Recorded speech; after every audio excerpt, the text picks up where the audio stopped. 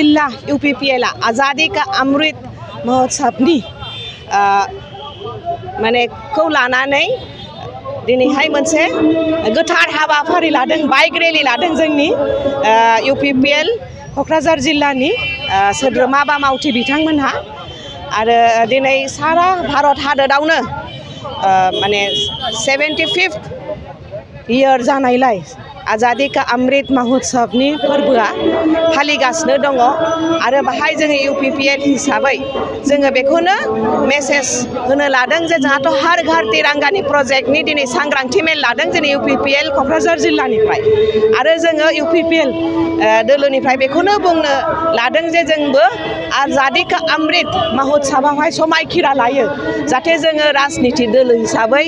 जोङो गोथार लामाजों गोग्गो लामाजों मावलांनो हायो समाजनि थाखाय मावनो हायो जोङो देशनि थाखाय जोङो मावनो हायो जोंनि हादोरनि थाखाय बयनिबो जोंनि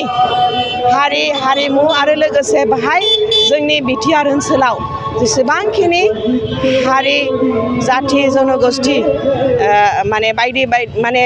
धर्मनि जेसेबांखिनि जोंनि समाजाव बाहाय रायजो जानानै दङ जाहाथे बयबो गोजोनै पिस जानो जोंनि माने मेन मेसेज आरो बयनिबो जाहाथे समान मोनथायनि थाखाय जोङो मावनो हायो जाहाथे बयनिबो थाखाय माने न्यायनि थाखाय जोङो मावनो हायो बयनिबो जौगासारनाय जोङो मावनो हायो जाहाथे जोंनि नैबे बिटिआर ओनसोलावहाय जोङो UPPL जानानै जेब्लाबो बेखौनो लुबैगोन बा बेखौनो मावगोन जाहाथे बयहाबो जेसेबांखिनि जोङो भारतीय नागरिक जानानै जे जोंनि फान्डामेन्टेल राइट्स दङ बेखौ जाहाथे बयबो मोनफुङो जाहाथे बयबो मोजां स्कुल फरायनो मोनो मोजां साइस्थ'नि सुबिदाखौ जाहाथे मोनो आरो मोजां ससियेल वेलफेयार स्किमा जाहाथे बयबो मोनफुङो बयहाबो समान माने जौगायो अलराउन्ड डेभेलपमेन्ट जायो आइजोफ्रा जाहाथे मोजाङै गोख्रों जायो लाइमोनफ्रा जाहाथे गावनि आथिङाव गसंनो हानायनि सुबिदाखौ मोनो बेफोरनो जोंनि मेसेज आरो जाहाथे बिटिआर हिसाबै जोङो सोमखोर बा ग्रिन बिटिआर लाबोफिननो हायो बा गोजोन बिटिआर जों लाबोनो हायो स्मार्ट बिटिआर जाहाथे जोङो लाबोनो हायो बेनो जोंनि थांखि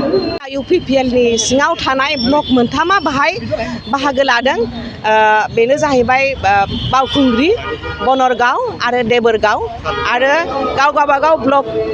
जयै समान नैबे जोङो क'क्राझार नोगोरनि गोदान फ्लाइअभारसिम ज' आवगायलांगोन आरो बेनि उनावहाय गावबागाव समस्थिखौ गिदिंनाय जागोन आरो गावबागाव रुट मेप होनाय दंखायो आरो गासिबो एरिया खना खनला जाहाथे नैबे हर घर तिरंगा न'खरै जाहाथे जोंनि भारत हादोरनि